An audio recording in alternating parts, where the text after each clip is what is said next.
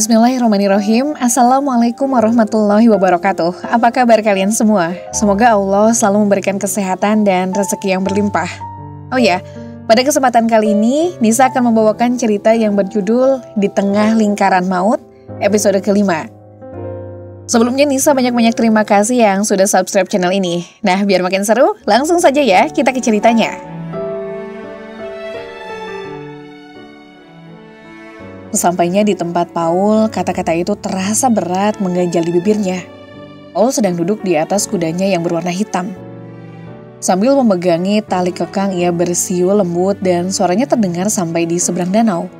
Rambutnya, kemejanya yang putih, dan mantelnya yang buat menunggang kuda tampak berseri kena sinar bulan. Waktu ia memutar kepalanya dari arah danau ke Margo. Matanya juga berseri penuh semangat dan Margo langsung berpikir harus segera kembali ke Puri. Nah, akhirnya datang juga, kata Paul. Tapi Anda terlambat 5 menit, dan untung aku sabar menunggu. Aku kemari untuk mengatakan bahwa aku tak mau diajak ke kebun anggur. Bohong, bisik Paul tajam. Sebetulnya Anda tak perlu datang kemari kalau hanya untuk mengatakan bahwa Anda tak akan mau ku ajak makan di luar. Anda bisa langsung makan dengan Mama. Tapi rupanya Anda ingin tahu sekali, dan sifat petualangan Anda telah membuat Anda kemari. Apa tiba-tiba Anda berubah jadi pengecut? Bukan begitu, karena dalam perjalanan ke sini tadi, aku baru sadar alangkah anehnya kalau kita berdua tidak muncul di meja makan. Aku punya alasan karena lembur di kamar kerja. Dan sudah kupesan agar tak ada yang berani menggangguku. Pintu kamarku kunci dari dalam dan aku keluar lewat jendela. Paul tersenyum. Perbuatanku memang agak memalukan, tapi ini demi keselamatan kita. Aku senang melihat Anda tak mengenakan seragam. Atau mungkin Anda mengenakannya di balik mantel Anda itu. Tentu saja tidak. Maksudku Tuan, Anda pasti tahu bahwa aku selalu ganti pakaian saat makan malam. Dan Anda juga tahu benar Nona, bahwa Anda kemari bukan untuk mengatakan bahwa Anda lebih senang makan dengan ibuku. Di balik roman muka Anda yang tenang dan sopan itu, aku bisa melihat ada pemberontakan. Anda tak senang melihat suasana pada waktu makan malam, di mana kita hanya saling diam dan yang terdengar cuma suara benturan piring dan garpu. Anda menginginkan peraturan kuno yang ada di sini bisa dirubah menjadi lunak, bukan? Anda ingin mendengar ketawa di meja makan. Setelah itu, musik dimainkan di salon dan semua percakapan tentang urusan bisnis dihapuskan pada malam hari. Sekarang, jawablah Nona. Tafsiranku itu betul atau salah?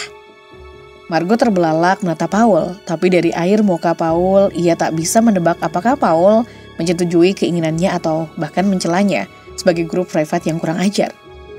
Kelisti sendiri juga lebih senang makan malam bersama kakaknya daripada dengan Madam. Karena tak mungkin ia bisa main mata dengan Paul dalam pengawasan Madam. Margo mundur dan berkata, "Sekarang aku mau kembali ke Puri, Tuan. Memang aku tolol karena telah datang kemari." "Kenapa?" Paul mengencangkan tali kekangnya dan kuda hitam yang ditunggangi berubah posisi. "Karena tiba-tiba Anda melihat sinar yang menggoda.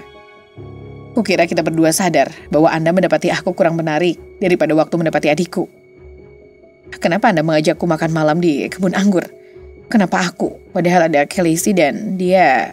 Baiklah, dia terang-terangan menyenangi Anda. Khaleesi masih seperti anak-anak, Nona. Dia memang menyenangkan, tapi tak pernah terpikir di kepalaku untuk menganggapnya lebih jauh lagi." "Tapi kedudukanku lain," jawab Margo. "Di sini aku hanya sebagai pegawai, jadi Anda pikir aku berada di bawah pemerintahan Anda. Sekarang aku akan kembali ke Puri, nanti aku bisa bilang bahwa aku baru dari jalan-jalan sampai lupa waktu." Saat Margo memutar tubuhnya dan mulai menyusuri jalan, kuda yang ditunggangi Paul tiba-tiba lari ke depannya. "Anda harus ikut aku, Nona. Kusarankan agar malam ini Anda tak hadir di ruang makan karena bulan akan muncul di atas kebun anggur dan bersinar seperti permata. Sekarang ulurkan tangan Anda dan naik ke atas kudaku ini dengan cara menginjak sepatuku.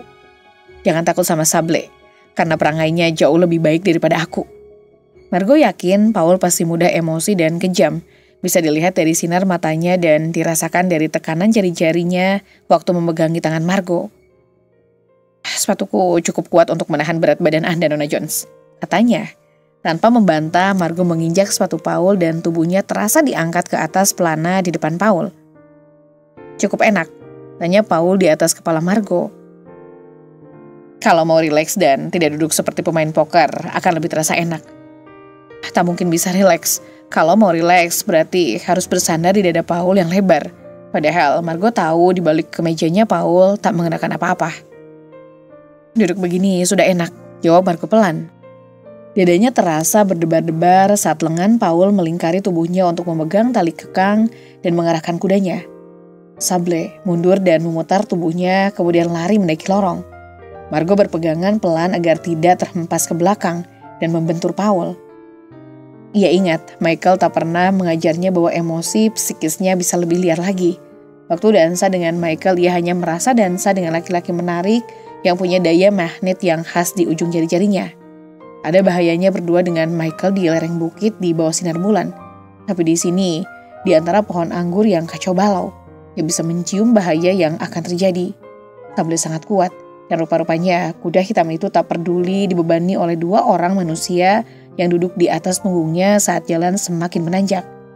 Di bawah layar kincir angin tiba-tiba jalan itu menyimpang dan mereka muncul di dataran tinggi di atas danau. Pemandangan di sana bukan main indahnya. Sable berdiri sambil mendengus-dengus sementara Paul dan Margot duduk di punggungnya sambil menikmati keindahan pemandangan yang seperti dalam mimpi. Saat seperti ini tak akan pernah kita lupakan, kata Paul, tanpa memperdulikan apa yang telah dan akan terjadi. Margot duduk diam di pelukan Paul dan semua yang ada di sekitar rupa-rupanya juga diam sebelum Paul membuka suara lagi. Sekali lagi dunia terasa bergerak dan pohon-pohon anggur seperti berbisik, sementara udara dingin menyentuh kulit. Dulu waktu orang masih mempercayai magic dan sihir, tempat ini sangat mempesonakan dan waktu bulan purnama roh dewa anggur berkeliaran dan magic disuling menjadi anggur Satan Court. Paul menatap Margot. Kalau berada jauh dari tempat ini, suatu ketika pasti teringat kenang-kenangan ini. Kemudian mungkin kau akan mengerti kenapa aku tinggal di sini. Kenapa aku mau menjadi tawanan di sini demi cintaku terhadap sesuatu yang bukan milikku. Paul merentangkan tangan dan cincinnya berkilau kena sinar bulan.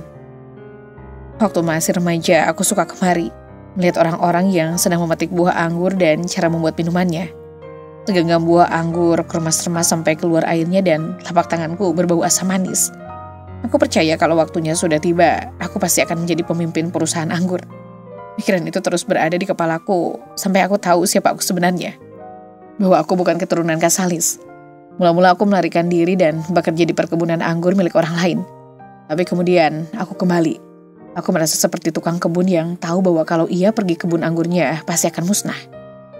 Selama berbicara, tangan Paul melingkar di leher Margot dan memaksa Margot menoleh dan memandangnya. Matanya menatap Margot, seolah-olah memaksakan agar Margot mempercayai kata-katanya. Seolah-olah baginya saat itu sangat berarti. Inilah duniaku, Margot, katanya, dan tak seperti sebelumnya ia menyebut nama pertama Margot. Dunia yang betul-betul mengikatku sebelum aku tahu bahwa aku bukan keturunan Casalis. Tapi percayalah, aku bukan seperti Cain. Aku tidak membunuh adikku sendiri. Paul, aku tak pernah punya pikiran seperti itu. Tidak, dari jari Paul mengencang di tengkuk leher Margot. Waktu mendengar Michael mendengar dunia, kau datang ke Satan Court ini untuk melindungi anaknya dari perlakuan paman yang kejam, yaitu aku sendiri.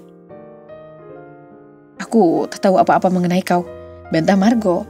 Michael tak pernah bilang kepadaku bahwa ia punya kakak, dan baru waktu diinterview oleh ibumu, aku tahu bahwa kau ada. Jadi bukan karena sentimen kau melamar sebagai pengasuh keponakanku, ucap Paul sinis. Tapi bagaimanapun juga kau pasti kaget sekali waktu bertemu denganku. Sama sekali aku tak mirip Michael kan? Memang, jawab Margot terus terang. Tapi dua orang bersaudara tidak harus mirip. Apakah ini sangat mengecewakan Nona Jones? Tidak, kenapa aku harus kecewa? Karena mungkin kau telah mengharapkan bayang-bayang dari bekas kekasihmu. Paul tersenyum menggoda dan turun dari punggung kudanya. Kemudian mengulurkan tangannya sehingga Margot juga bisa turun karena pertolongannya. Aku tak pernah yakin, Paul menggumam. Saat melihat wajahmu yang begitu menarik, saat kau tersenyum atau saat kau memandangku dengan tenang dan mata bertanya-tanya. Haruskah aku punya alasan yang pasti karena menginginkan kau malam ini datang kemari? Bisakah aku kadang-kadang menjadi laki-laki yang bertingkah seperti adikku? Meskipun rupa kami, maksudku aku dan Michael, sama sekali berbeda. Tapi dalam beberapa hal punya selera yang sama. Aku heran kenapa ia tak pernah menyebut namamu. Karena sinar bulan dengan jelas Margot bisa memandang muka Paul. Apa kalian bertengkar? Apa kau tak mau berteman dengannya setelah tahu bahwa ia ahli waris semua yang paling kau senangi di dunia ini? Maksudmu, aku orang yang dengki dan pendendam? Mau Paul? Terus terang, aku bisa mengambil kesimpulan dengan tepat bahwa Michael tak pernah memikirkanmu. Dia dilahirkan untuk menikmati perempuan, seperti aku menikmati pekerjaan. Hidupnya selalu mencari kesenangan. Dalam soal cinta, ia sangat ahli, mudah memikat dan mencampakkan perempuan. Sama sekali ia tak pernah menghiraukan perasaan orang lain. Yang dipikirkan cuma dirinya sendiri dan kesenangannya. Margot tak bisa membantah karena tahu ucapan Paul memang benar. Mudah sekali bagi Michael untuk meninggalkannya. Mudah sekali bagi Michael untuk menikahi Maxine. Margot mendesah dan seketika itu juga Paul memutar tubuhnya dan membawa sable ke bawah pohon. Kuda hitam itu kemudian diikat di situ. Katak hijau melompat-lompat di bawah sinar bulan dan Margot bisa melihat buah anggur yang berkelompok-kelompok tergantung di pohonnya. Dia bisa mencium tanah yang sepanjang hari terbakar sinar mentari. Dan di belakangnya berdiri menara yang berbentuk kerucut. Layarnya seperti sayap kelelawar dalam sinar bulan. Pemandangan di situ memang sangat menarik. Ayo, ajak Paul. Tadi aku bawa makanan dan anggur dan semuanya sudah siap menunggu kita. Margot mengikuti Paul ke sebuah meja rotan yang dipasang di sebelah tembok batu yang mengelilingi kebun anggur. Di bawah pohon banyak agas dan kau tak mau digigit kan? Kata Paul bercanda. Menurut pendapatmu, aneh sekali makan malam dengan cara seperti ini. Luar biasa, jawab Margot. Kalau begitu, kau juga bukan laki-laki biasa, Tuan. Kau pikir begitu? Terdengar suara mendesis ketika Paul menarik sumbat botol anggur, kemudian mengisinya ke dalam gelas. Aku tak harus mencicipi anggur ini. Aku sudah tahu betul rasanya. Silakan Nona Jones. Anggur dan ayam, buah zaitun dan roti, makanan para dewa. Tadi kau memanggilku Margot. Margot mengangkat gelas anggurnya dan memandang Paul yang duduk di depannya. Kemeja Paul yang berwarna putih bersih tampak redup melawan kulitnya yang berwarna gelap karena seringnya kena sinar matahari. Alangkah lebarnya bahu laki-laki ini, seolah-olah bisa memikul beban yang terlalu berat, yang bagi laki-laki lain sangat melelahkan. Dengan tangannya yang kuat, Paul mulai mematahkan ayam panggang yang sudah dingin, dan tubuh Margot tiba-tiba menggigil sedikit. Paul memang luar biasa. Tipe laki-laki yang ingin meraih semua yang diinginkan dengan menggunakan kekuatan ataupun keputusannya. Dia tak mau membuang-buang waktunya untuk mengagumi perempuan. Tapi kenyataannya sekarang telah membujuk Margot untuk datang dan makan malam berdua di tempat yang sesepi ini. Kau tak akan makan, ucap Paul. Kau tak lapar? Atau mungkin kau gugup menghadapi aku? Apa aku mempunyai alasan untuk gugup? Margot mengambil kaki ayam dan menggigitnya untuk memperlihatkan bahwa ia tidak gugup. Duduk di sana dengan gaunmu yang berwarna putih, tenang seperti biarawati. Kau memang berada dalam bahaya yang disebabkan oleh hayalan seorang laki-laki. Tapi kita berdua menyadari bahwa aku bukan Michael. Haruskah kita membicarakan dia? Ucap Margot dengan suara pedih, dan cepat-cepat ia meraih gelasnya. Tapi karena gugup isi gelas tumpah dan seperti darah membasahi taplak. Astaga! Dia melompat dan berdiri, tapi tak ada waktu untuk menghindari tumpahan anggur itu yang segera mengalir ke roknya yang berwarna putih. Langkah kikuknya aku. Memang, dalam satu langkah saja Paul sudah berdiri di samping Margot dan mengulurkan sapu tangan leher berwarna putih. Coba lap dengan ini. Tapi mungkin anggur itu tetap akan meninggalkan noda di bahan selimut rok itu. Kasihan. Karena kesalahanku sendiri. Terima kasih. Margot mengambil sapu tangan dari tangan Paul dan mengelapkannya ke noda-noda anggur, tapi tetap tak bisa hilang. Sambil mengangkat bahu, ia mengembalikan sapu tangan itu ke Paul. Jangan khawatir kalau dicuci, mungkin bisa hilang. Kau sangat gugup kan? Paul memasukkan sapu tangannya ke dalam saku dan mengenyitkan dahinya. Baiklah, gelasmu akan kuisi lagi dan kau harus meminumnya dan menenangkan diri. Sungguh Nona Jones, orang lain pasti akan berpikir bahwa aku ingin memanfaatkan dirimu. Padahal sebetulnya aku hanya ingin kau temani. Paul mengisi gelas dan Margot segera memegangi tembok karena merasa mau jatuh. Kemudian Paul mengulurkan gelas yang sudah berisi anggur itu, yang dengan sangat hati-hati diterima oleh Margot. Sambil mencoba tersenyum, Margot berkata, Merci Tuan, apakah ini merupakan kesalahan besar karena anggur sebagus ini telah kutumpahkan? Sebelum menjadi dewasa, kita semua pasti pernah menumpahkan anggur. Jawab Paul sambil menyandarkan tubuhnya di tembok dan memandang ke langit di mana bulan mulai tenggelam. Sehingga burung-burung, jangkrik-jangkrik dan laut tampak gelisah. Kau tahu Margot, bahwa laki-laki itu seperti bulan. Dia punya dua segi kehidupan, yang satu di dalam bayang-bayang, sedangkan yang satu lagi dalam sinar mentari. Bagaimana dengan perempuan? Tanya Margo. Apakah mereka seperti bintang? Mungkin saja, bersinar dan tetap, dan kalau jatuh akan jatuh ke arah bumi. Dengan benturan keras, Margo tersenyum. Paul mengangkat bahu dan memperhatikan muka, rambut, dan gaun yang dikenakan Margo. Kemudian pandangannya berhenti di rantai emas yang melingkar di leher Margo. Dengan pelan jari-jari tangannya menyentuh rantai itu. Dan Margo sangat kaget karena merasa lehernya disentuh oleh jari-jari hangat.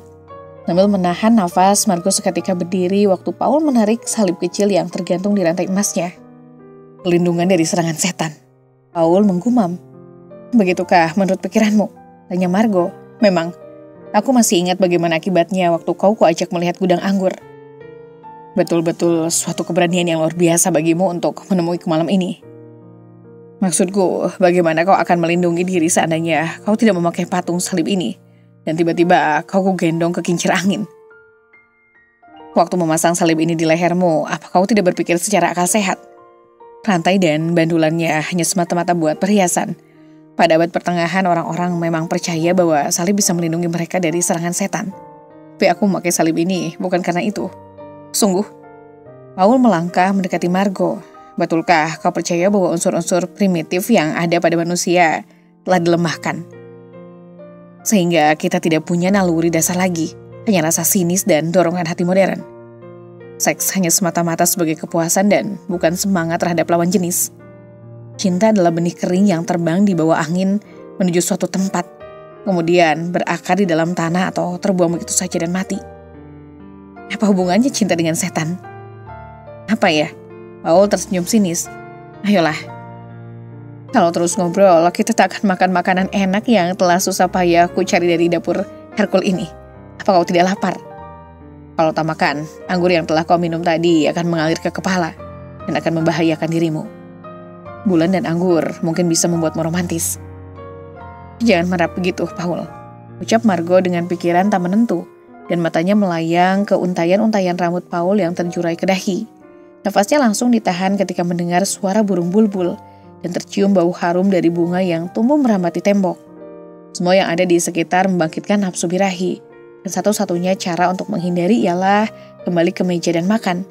Setidak-tidaknya mereka akan bisa mengendalikan emosinya, dan anggur yang telah diminum Margo tak akan mengalir ke kepala. Paul mengikuti Margo ke meja, dan sesaat kemudian mereka menikmati makanan-makanan lezat yang telah dibuat oleh Herkul. Anggap saja ini sebagai piknik. Dan piknik mengingatkan aku pada masa remajaku, kata Paul sambil menyandarkan tubuhnya di kursi dan mulai menyalakan cerutunya. Asap cerutu mengepul dari hidungnya. Cukup aneh, karena waktu itu aku merasa hidup bahagia. Laki-laki yang kukira ayah kandungku sendiri sangat baik terhadapku. Seandainya mama membakar surat untuk kekasihnya itu, kehidupan kami pasti tak akan pernah berubah. Kukira kau tahu betul, Paul, bahwa memang semestinya kalau Michael yang menjadi ahli waris. Margo terus memperhatikan asap yang menyelubungi kepala Paul. Kau tak perlu merasa tersingkir dari Santa Claus ini. Setiap hari kau berada di sini, setiap hari kau melihat semua yang kau cintai. Mencintai dan tidak memiliki bisa mengakibatkan kekejaman bagi seseorang laki-laki, Nona. Dan dalam hal ini, kau pasti memihak Michael, hanya karena merasa harus memihaknya. Merasa harus memihaknya? Seketika Margo menatap Paul. Kenapa kau bilang begitu? Kau pernah mencintainya kan? Mungkin sampai sekarang masih mencintainya. Kalau tidak, kenapa kau datang kemari? Siap membunuh naga, tapi juga ingin tahu tentang keluarga Michael, dan terutama tentang istrinya. Bagaimana kesanmu tentang Maxine? Aku percaya sekarang kau pasti sudah bertemu dan bercakap-cakap dengannya. Ya, aku senang kepadanya. Ia sangat cantik dan sedih. Kasihan sekali kalau hidupnya terus dibayangi oleh kisah sedih yang telah terjadi. Dia punya Daisy dan...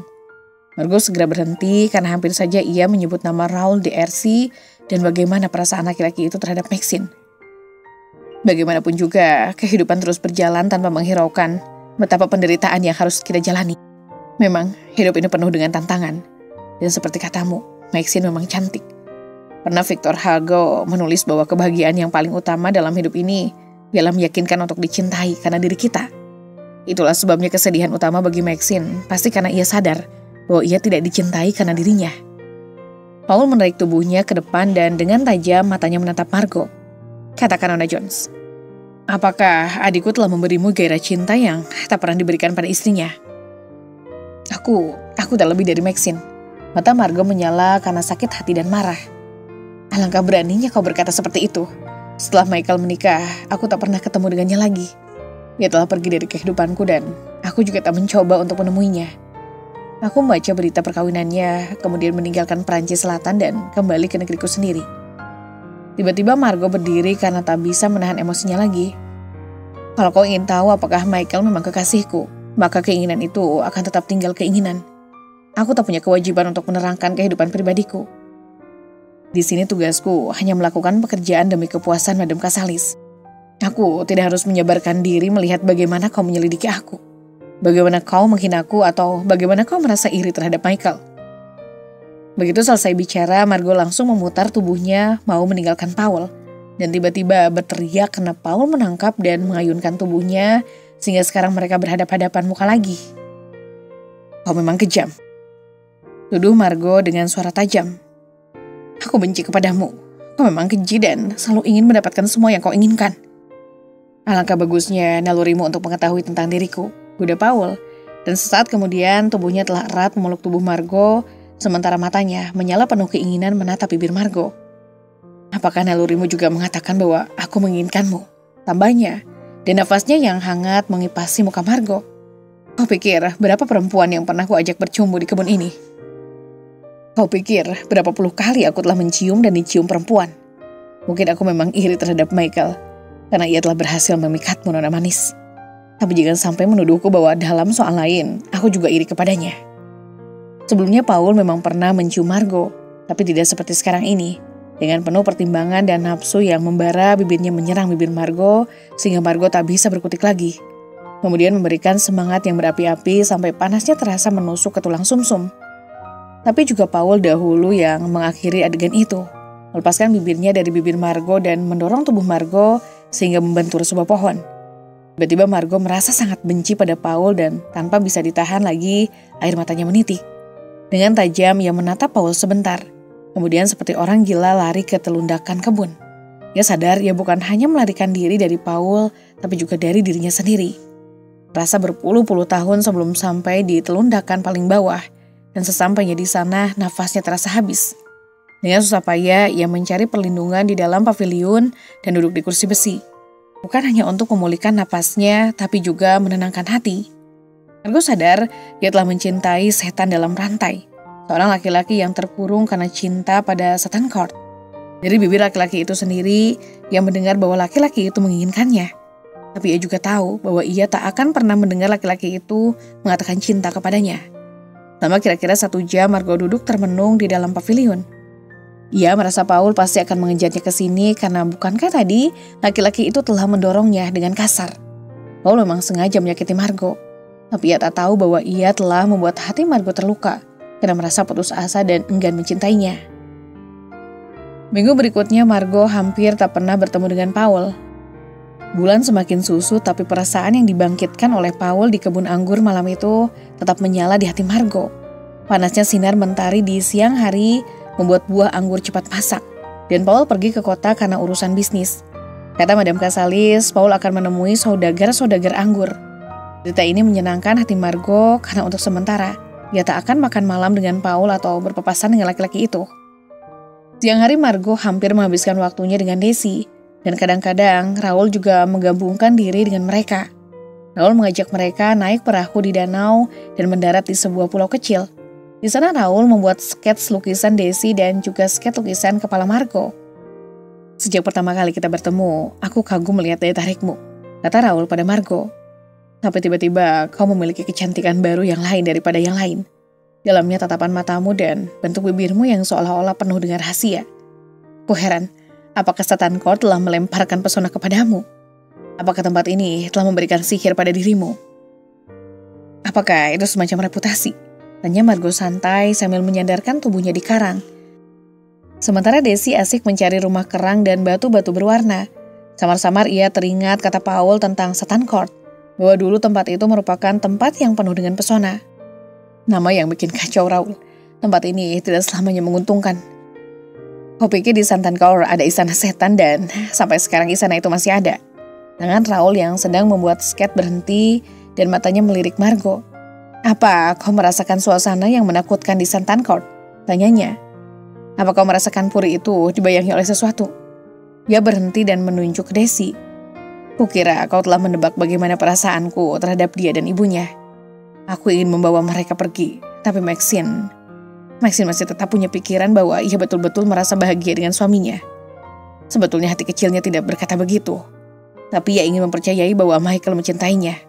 Perempuan malang itu masih belum paham apa arti cinta sebenarnya.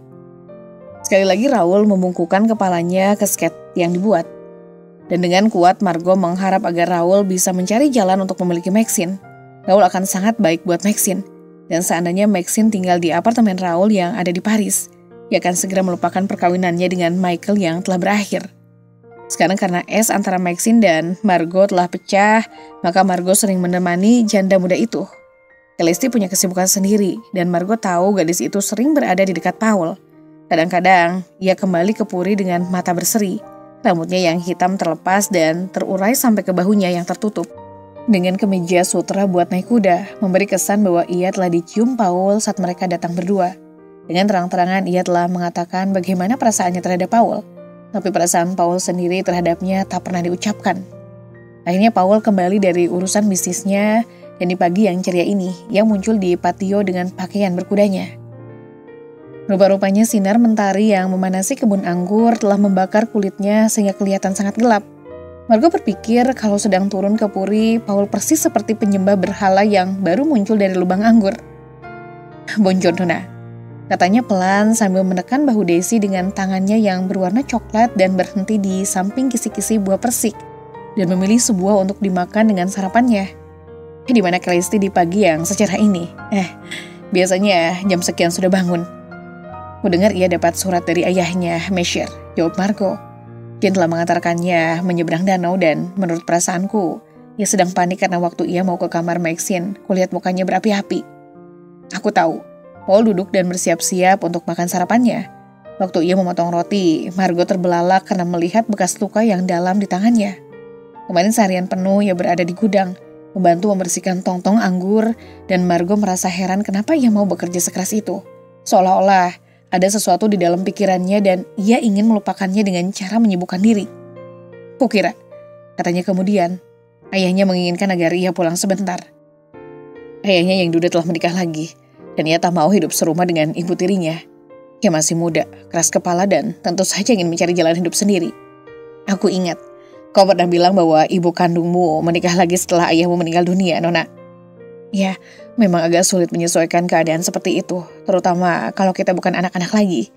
Aku mencari pekerjaan jauh dari rumah dan kau pikir ini demi kebaikan ibumu, karena aku tidak tinggal serumah dengan mereka. Aku sangat sayang pada ayahku. Seketika Paul mengangkat kepalanya dan menatap Margo. Kukira waktu seumur Celeste kau juga seperti dia. Bukan rupanya, tapi perbuatannya. Kau ingin menasihatiku agar menyuruhnya tetap tinggal di Santankor. Tidak memperbolehkannya pulang meskipun hanya sementara waktu.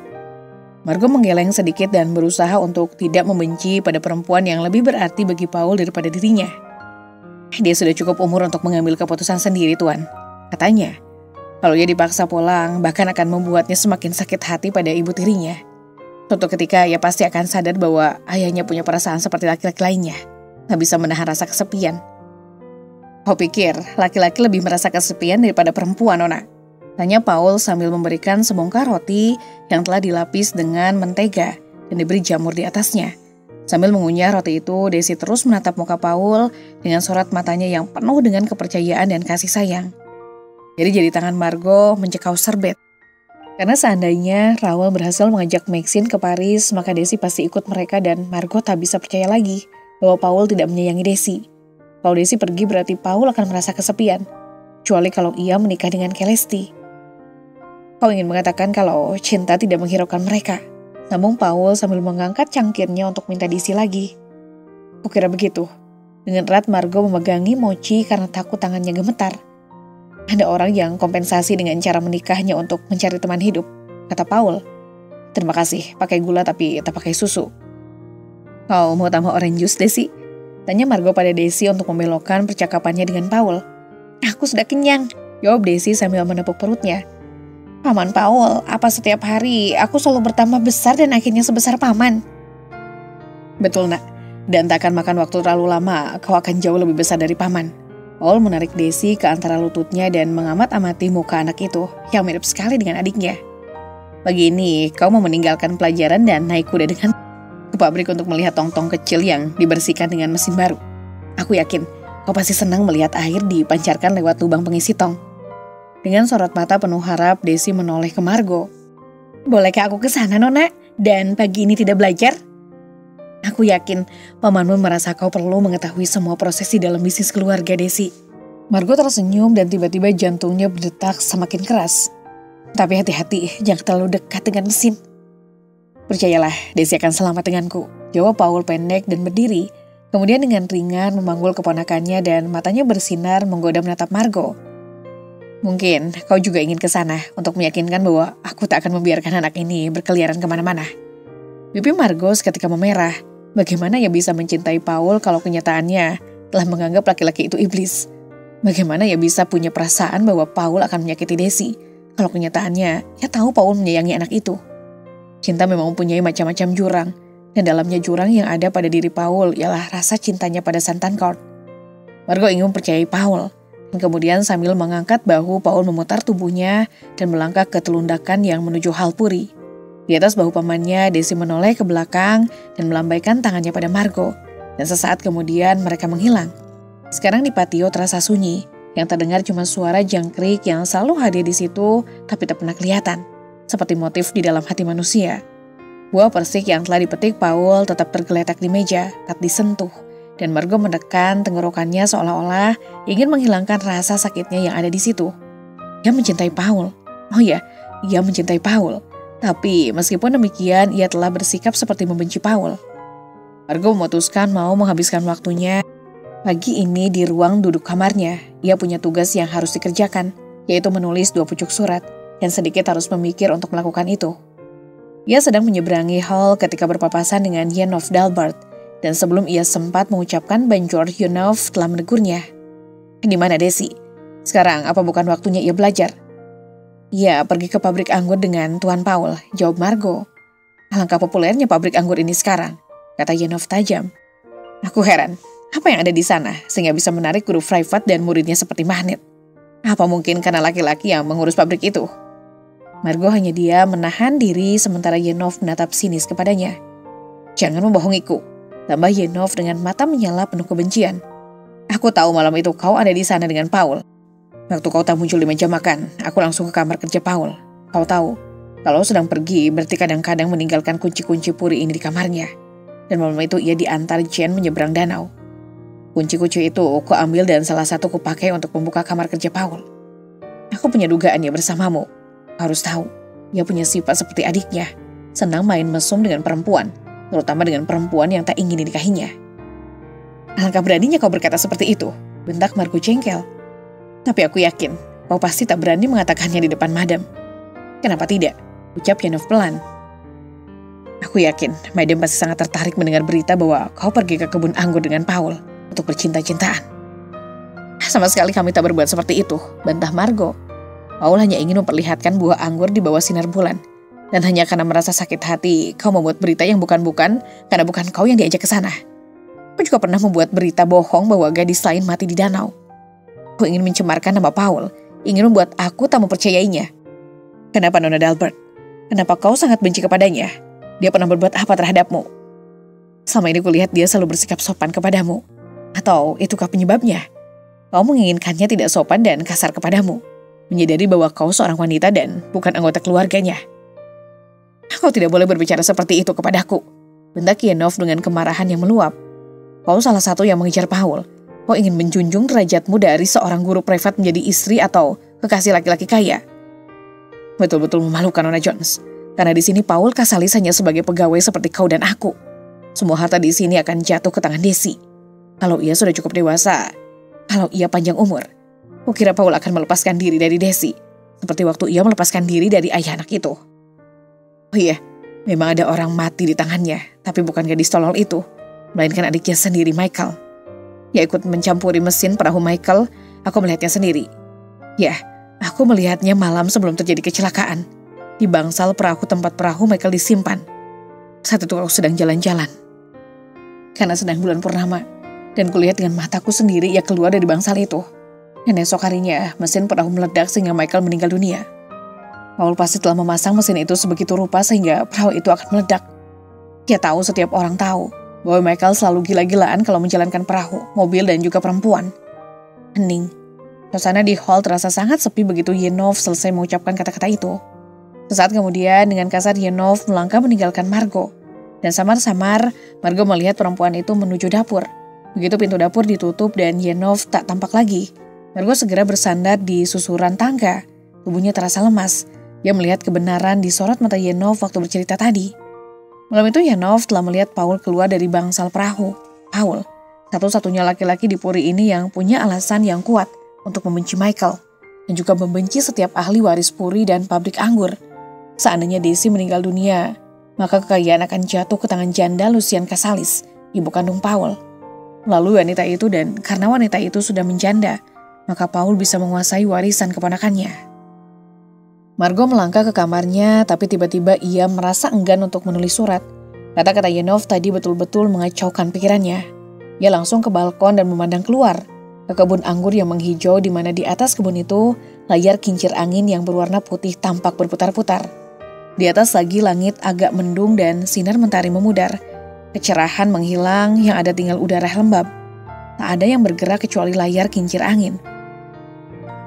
Tak ada yang kelihatan hidup kecuali hati Margo, berdebar-debar tak sabar, seolah-olah ia sedang menunggu bukti kebenaran kata-kata Yenov tadi.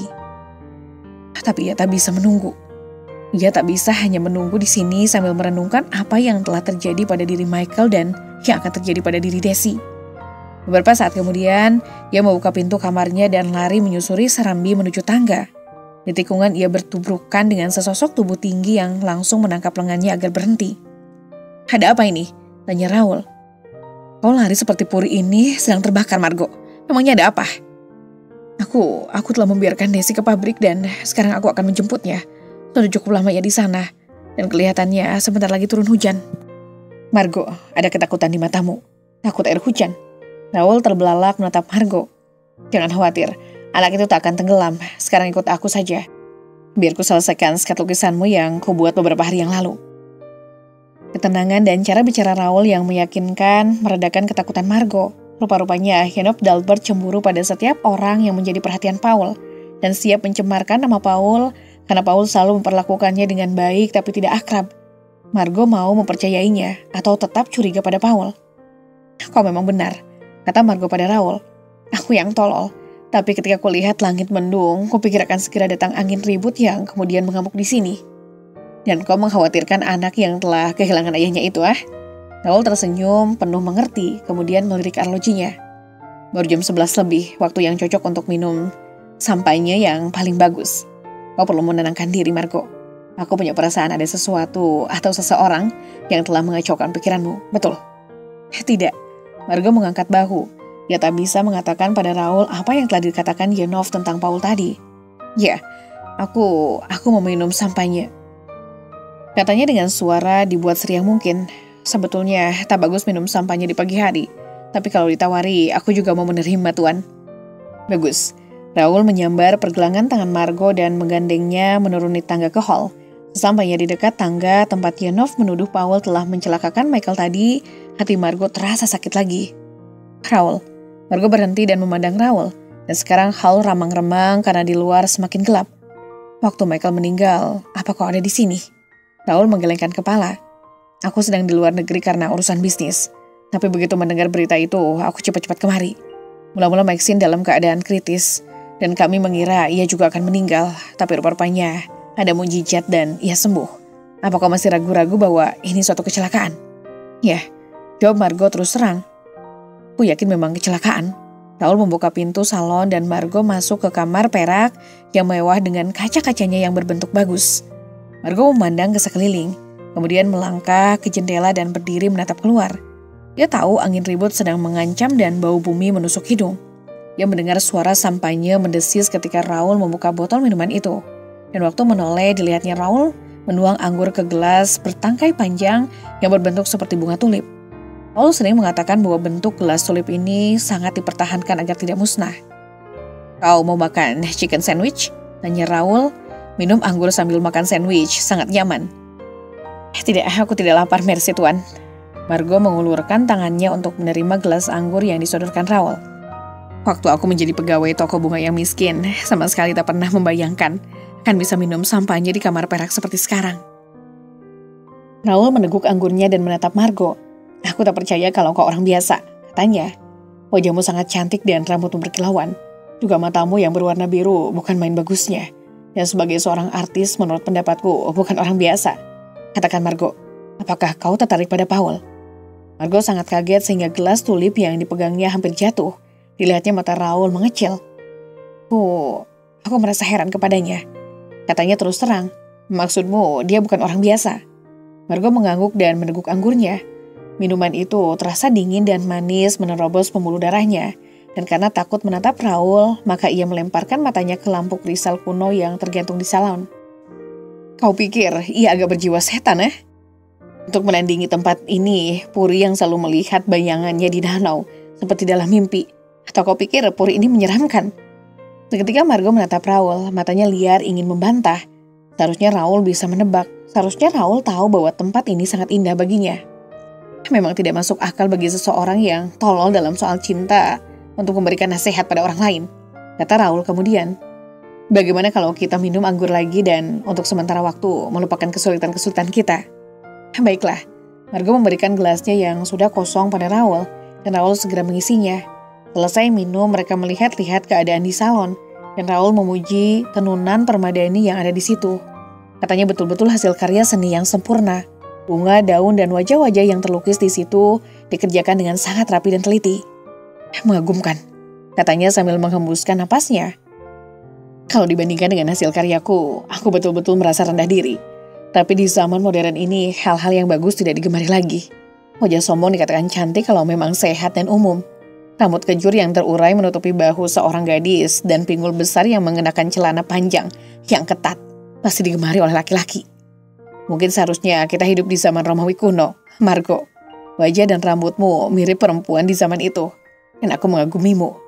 Kupikir melarikan diri dari kenyataan akan membuat cocok kita berdua." "Kau percaya begitu?" tanya Margo. "Aku punya perasaan bahwa kau lebih senang hidup dengan perempuan yang kau sukai." "Aku tak mau berdebat denganmu." Raul duduk dan mengamat-amati wajah Margo. "Apa kau memang punya rencana tinggal di sini, Margo? Atau menurut perasaanku, apa tempat ini bagimu sebagai tempat percobaan untuk hidup seatap dengan Paul? Apa kau takut kepadanya? Atau dirimu sendiri yang sebetulnya kau takuti?" "Jangan bertanya yang bukan-bukan, Raul. Kenapa aku harus takut pada diriku sendiri? Karena pada dasarnya kau gadis sederhana yang sekarang menurut fisik merasa tertarik pada laki-laki itu. Jangan mencoba menyangkal, sayang. Aku bukan laki-laki yang mudah dibohongi. Aku takut akibat buruk yang disebabkan oleh laki-laki terhadap seorang gadis yang masih suci. Temperamen gadis itu akan cepat panas. Setiap orang tahu Michael memang menarik, tapi Paul punya daya tarik seks yang kuat, dan ini bisa dilihat dengan jelas dari warna kulitnya. Aku ingat waktu bekerja di kebun anggur orang Inggris dengan dia. Kulihat bagaimana para pemetik anggur di sana menaruh perhatian kepadanya. Bisa saja ia mengambil istri salah satu dari mereka, tapi ia lebih mengutamakan pekerjaan daripada perempuan. Ia memang laki-laki penuh nafsu, tapi perempuan-perempuan yang pernah singgah di dalam hidupnya hanya sebagai permainan saja. Menjadi perhatiannya sebentar, tapi kemudian dilupakan. Kau takut akan jadi salah seorang dari mereka, bukan?" Margo menggigil, angin dingin memang menyerang tubuhnya. Waktu Michael meninggalkannya, ia memang sakit hati. Tapi sekarang ia tak berani membayangkan bagaimana akibatnya seandainya dibuang Paul. Tak boleh terjadi. Dan untuk mencegah semua itu, ia harus segera meninggalkan Satan Court. "Aku selalu berpikir, Tuan, bahwa sampainya akan membuat seseorang merasa gembira dan bukan membuatnya introspektif." Margo mencoba tersenyum. "Apa kau punya rencana segera kembali ke Paris?" "Ya, karena pekerjaanku memang ada di sana," Raul mendesah. "Kenapa tak mau ikut denganku, Margo? Untuk sementara kau bisa aku jadikan model. Aku senang pada kepalamu yang angku dan bentuk tulang-tulangmu. Ini juga bisa dianggap kerja tanpa ikatan, Nona Jones. Dan di samping itu, pikiranmu bisa istirahat." Margo tersenyum. "Memang menyenangkan melihat Paris lagi.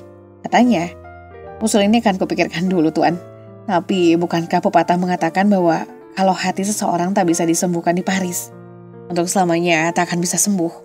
Kukira kau gadis Inggris yang periang, Margo. Raul berdiri dan mendekati Margo dan dengan pelan lengannya melingkar di pinggang Margo. Mulai turun hujan, kata Margo. Mudah-mudahan tidak deras. Kudengar pohon anggur lebih suka pada panasnya matahari daripada dinginnya air hujan. Memang, jawab Raul. Sinar matahari akan mempercepat masaknya buah anggur. Sementara air hujan bahkan akan merusak sehingga merugikan perusahaan anggur. Paul membutuhkan untung yang banyak untuk membiayai kehidupan di Puri. Karena saat ini pajak kekayaan sangat tinggi. Kukira kalau tak ada Paul, kekayaan di Puri ini sudah habis. Semasa hidupnya, Michael sudah menghambur-hamburkan uang peninggalan ayahnya. Memang memalukan, karena Michael harus mewarisi uang yang telah dikumpulkan oleh Paul. Raul? Ya manis. Seketika Raul menatap Margo. Kau mau tanya apa? Menurut pendapatmu, seandainya Michael masih hidup, apa lama-kelamaan ia akan menjual semua yang ada di sini untuk mengganti uang yang telah dihambur-hamburkan? Kemungkinan sekali. Ia selalu perlu uang untuk mengumbar kesenangannya, meskipun Maxine telah memberinya mas kawin yang cukup banyak. Nyut jantung Margo terasa seperti berhenti mendengar cerita itu. Mungkin Paul juga mulai putus asa dalam mempertahankan Santan Court agar jangan sampai dijual ke orang lain. Katanya, Paul dan Michael hanya saudara seibu, lain ayah. Sedikit sekali persamaan-persamaan yang mereka miliki, dan Paul sangat mencintai tempat ini. Sejak kecil ia menyayangi semua yang ada di Puri dan juga pohon anggur yang tumbuh di kebun. Cinta sebesar itulah yang rupa-rupanya bisa mengampuninya. Dengan pedih, Margo berhenti bicara dan tanpa disadari, tangannya mencekau jari-jari Raul yang menekan pinggangnya. Seketika Raul mengayunkan tubuhnya dan mereka saling berpandangan. Bagaimana kau bisa menaruh perhatian pada laki-laki itu dan sekarang takut meninggalkan Desi berdua dengannya? Tuhan yang tahu apakah Michael meninggal dunia karena kecelakaan atau bukan. Tapi jangan mencoba membujukku agar percaya bahwa Paul akan menyakiti Desi. Dia sangat sayang pada anak itu. Kau telah melihatnya sendiri, dan aku juga, anak Maxine. Hening, mereka hanya saling berpandangan di dalam ruangan yang semakin gelap itu. Dan tiba-tiba mereka dikagetkan oleh kilat. Seluruh urat saraf Margo menegang. Aku harus menjemput Desi, katanya sambil melepaskan tubuhnya dari Raul dan melangkah ke pintu. Tangannya sudah meraih pegangan pintu ketika Raul sampai di sisinya. Dengan susah payah ia mencoba membuka pintu itu tapi tak bisa. Raul, coba aku buka. Dengan sekuat tenaga Raul mencoba membuka pintu tapi tetap tak bisa. Dikunci Margo, pasti ada orang yang telah menguncinya. Aneh sekali. Kita harus keluar, kata Margo cemas, dan karena sangat takut ia bersandung waktu lari ke jendela dan hampir jatuh. Tiba-tiba ada kilat menyinari kamar dan ia memutar tubuhnya memandang Raul. Raul, aku merasa Desi dalam keadaan bahaya. Sebelum anak itu celaka, kita harus bisa keluar dari sini. Raul langsung membuka jendela dan memandang ke bawah, ke halaman yang penuh dengan semak berbunga di mana Madame Casalis kadang-kadang duduk sambil membaca buku di sana. Sekarang halaman itu kosong dan hanya tercium bau tanah dan rerumputan yang basah kena air hujan. Terlalu tinggi melompat dari sini, kata Raul. Pintu itu akan kudobrak dengan kursi, dan mudah-mudahan ada yang mendengar dan mengambil kunci untuk membukanya. Ia mengangkat salah satu kursi yang ada di salon itu dan memukulkannya ke pintu. Setiap dentum menggema ke jantung Margo, sementara pikirannya melayang ke Paul dan berdoa semoga ia keliru. Keliru mengenai kecurigaannya bahwa Paul telah membunuh Michael dan sekarang mungkin dengan bantuan Madame Casalis untuk mengunci pintu salon ini bermaksud mencelakakan Desi. Memang benar kalau Paul sangat menyayangi Desi. Tapi, bukankah Santan Court merupakan kehidupannya? Ada yang mendengar, seru Raul. Pegangan pintu digerak-gerakan dari luar dan terdengar suara tinggi dan ribut dari seorang perempuan. Kemudian diikuti oleh suara laki-laki. Rendah dan gerabak-gerubuk, mungkin suara Hercule yang telah dibawa Bertie dari dapur. Bertie akan mengambil kunci. Margo mencekau lengan Raul dan dengan tegang mereka menunggu saat kunci-kunci dicoba dan tak ada yang cocok. Pintu harus dibuka, Raul berteriak. Orang yang ada di luar seperti berunding, kemudian Margo mendengar ada yang lari. Ia menoleh ke Raul dan dilihatnya muka Raul menegang. Ia bisa menebak pemikiran laki-laki itu. Kalau terjadi sesuatu pada diri Desi, maka Maxine pasti akan mencurahkan segala kekuatannya untuk sembuh dan memulai hidup baru. Margo melompat ketika sebuah benda dari besi dimasukkan ke dalam lubang kunci. Kemudian dengan keras digesek-gesekan dan pegangan pintu diputar. Akhirnya pintu terbuka dan Hercule muncul sambil memegang poker. Di sebelahnya Bertie dan Madame Casalis. Madame langsung memandang Margo. "Bagaimana Anda bisa terkunci di sini?" tanya wanita itu. "Bagaimana ini bisa terjadi? Berarti tak bisa mendapatkan kunci pintu ini di antara kunci-kunci lainnya. Jadi telah dibuka dengan paksaan dan lubang kunci itu sekarang rusak." "Aku yang menyuruh." Dengan mata ketakutan, Margo hanya bisa menatap wanita itu. Kemudian lari menyeberang hal menuju jalan beratap yang menuju halaman puri. Air hujan membasahi tubuhnya ketika ia lari ke kandang.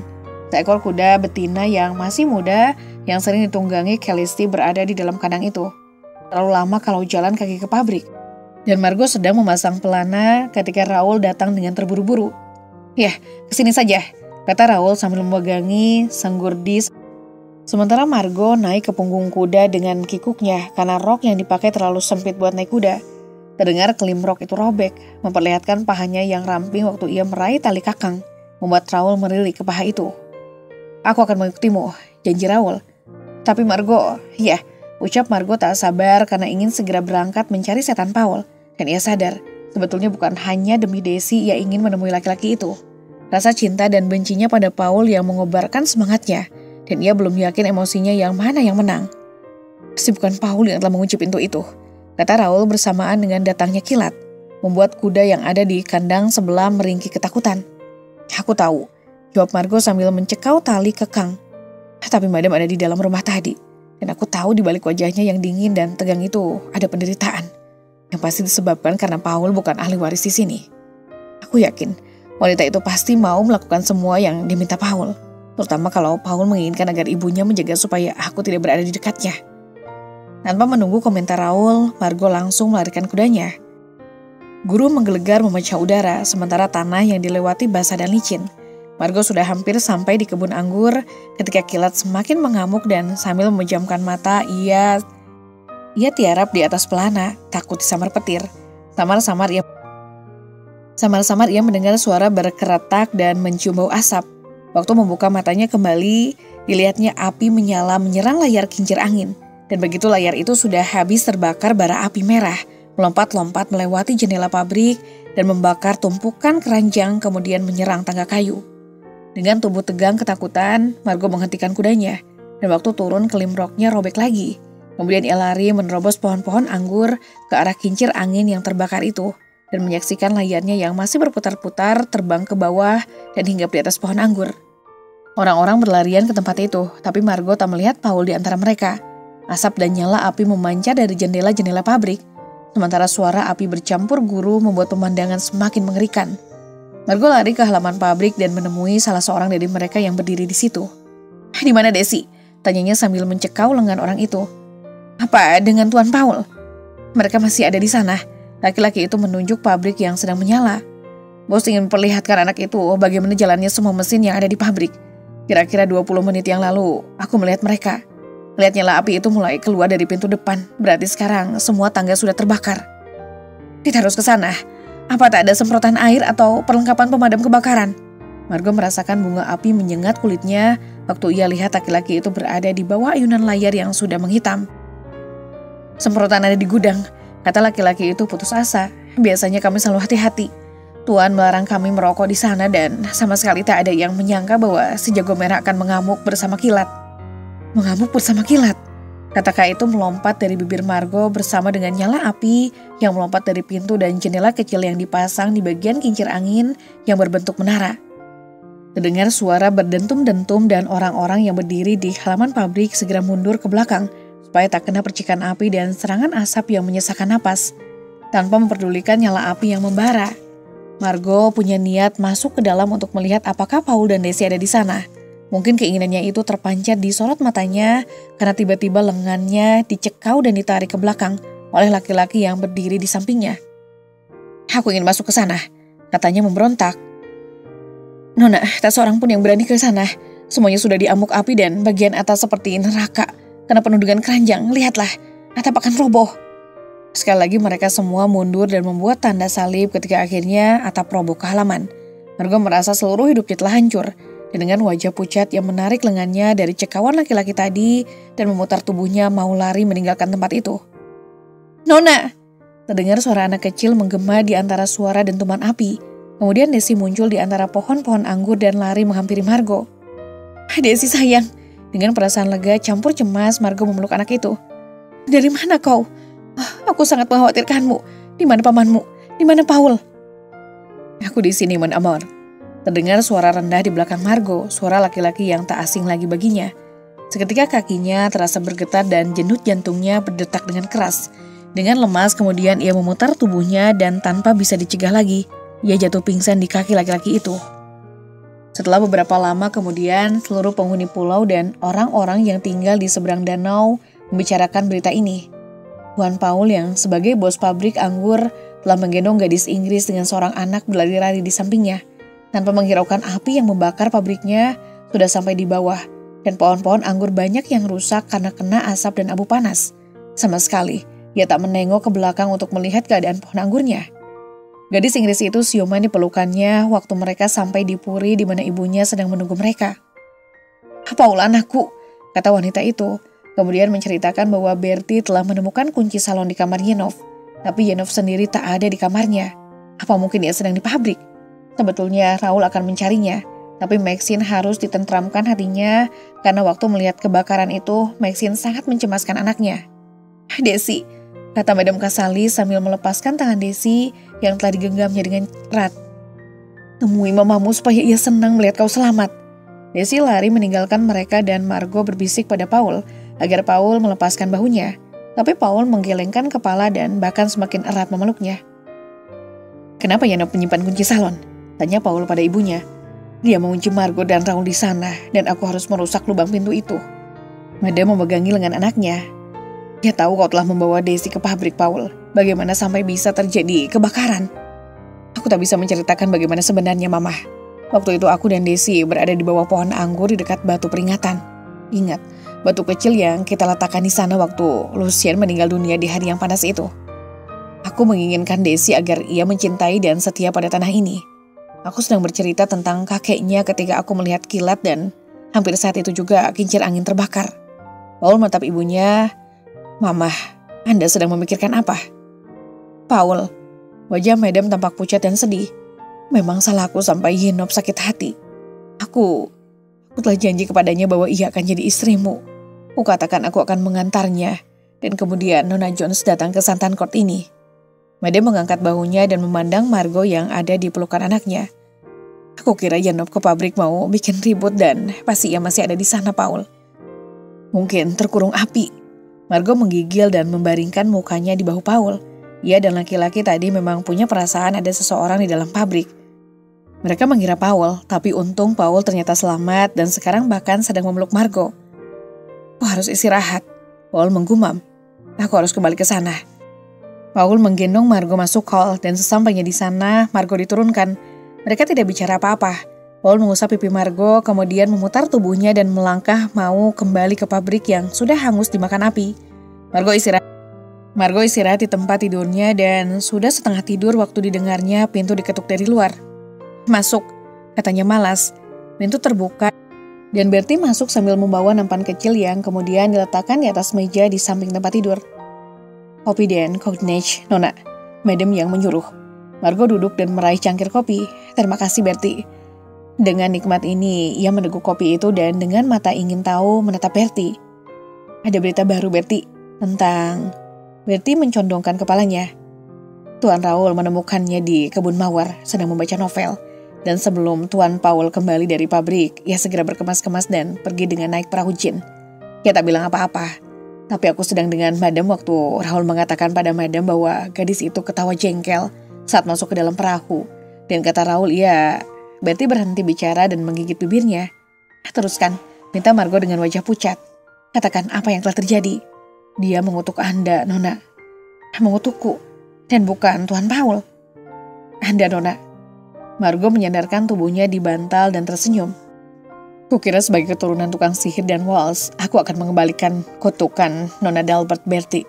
Aku heran, mungkinkah kilat yang telah menyebabkan kebakaran di pabrik itu? Kalau ya, pasti ditemukan batu guntur di antara puing-puing, tapi kalau tidak..." Bertie dan Margo saling berpandangan sampai lama.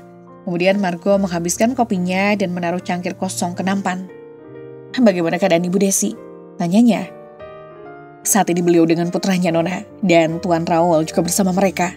"Bagus." Margo tersenyum penuh arti. Sekarang aku ingin tidur selama 1 atau 2 jam kalau memang tidak ada orang yang membutuhkan aku. Betty tersenyum dalam hati dan melangkah ke pintu. Kukira sebelum malam berakhir seseorang membutuhkan Anda, Nona, kata perempuan itu dan menutup pintu. Kemudian kunci-kuncinya terdengar bergemerincing saat ia berjalan meninggalkan kamar. Margo tahu siapa yang dimaksud Bertie. Hati dan tubuhnya tahu siapa yang membutuhkannya. Larut malam ketika asap masih memenuhi udara, Margo dan Paul berdiri di patio sambil memperhatikan bintang-bintang di langit. Paul memutar kepala menatap Margo, dan lengan Margo melingkari lehernya. Angin sepoi-sepoi bertiup mengirimkan bau harum bunga mawar yang bercampur dengan bau asap. Bagaimana aku harus minta maaf, bisik Margo. Bagaimana aku bisa mencurigaimu karena percaya omongan orang lain?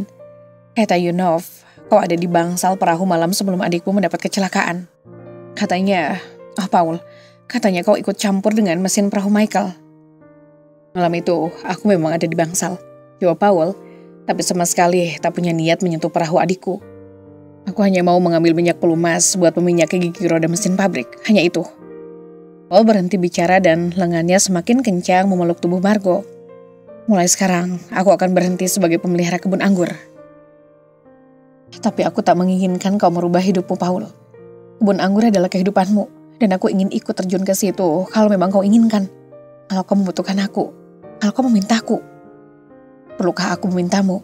Paul menggumam dan bibirnya mengusap leher Margo. Bisakah kau merasakan betapa aku menginginkanmu? Betapa aku membutuhkanmu dan betapa aku merindukanmu.